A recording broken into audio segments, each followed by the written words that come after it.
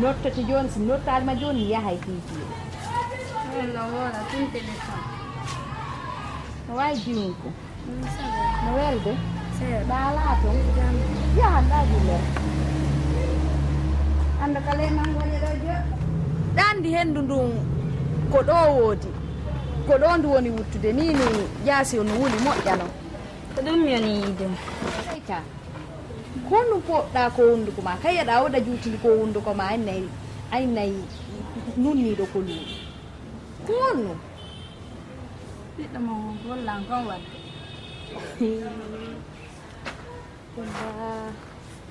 ñande fini weeti o ñande fini weeti ñande fini weeti o ñande fini weeti bonnata no maranimi ko tawanmi sitta simi innuno o bonnay nani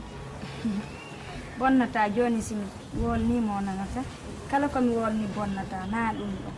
bonnatamo mon hiɗala nani ko hiɗala mi soñjitoto ɗum woni fo kemi ara mi wullitoy dara mo hiɗuma toñirimo fi Allah ene laaɗo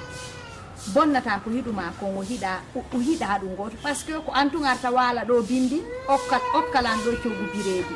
a faami ɗum ɗon tun ko buye am noon no hewtanilan nokkugo est ce que ɗa faamude min ko minnatama koya zéro mo gere ɗen affaire gere ɗen ko ben makko o arti min simi daditano keɗen gere o heɓotano par ce que ben makko no mari probléme ji no mari gere bon makko ko yiɗi gere ko hiɗa andi kon bo woni ben makko yanda ɗum ɓe innata moom netema o woni ben makko daga mo mari baba few ha joni o waɗay gere o naafi o woni adultujo ha joni o waɗay gere joni acce mi jaɓano bonnatamo ya hanka andi fiyama yettalan téléphone noon yersinalan yeeso goreɓe am ɓe ko giggol ngol watta ɗum na giggol goɗɗo sino yiɗi goɗɗo o piyay mo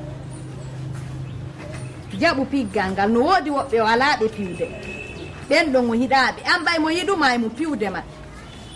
seede goɗɗo no yiɗi goɗɗo ko si o piyimo joni noon ko ɗum mimmi waawi sina koye mi ara mi woola noon jeejanon lam bonna joni ga simi haalantomo yaho o tawata ɗo goto si o naami a faami o tawata ɗo goto si o naami misére e nani yaw dogu seeri do yettanene ma e babe ma nani albarka buy awo merci beaucoup mi yewti kikiiɗe aw jarama probléme ji lannata hande ɗo wiide ko alaji tu mari probléme oɗo kadi no naati dande lan ɗo e probléme kono hande bonnata sa tawi lan ɗo an dayla hey kan ko an tigiri mi habbinoɗo a tawata ɗo goto sonami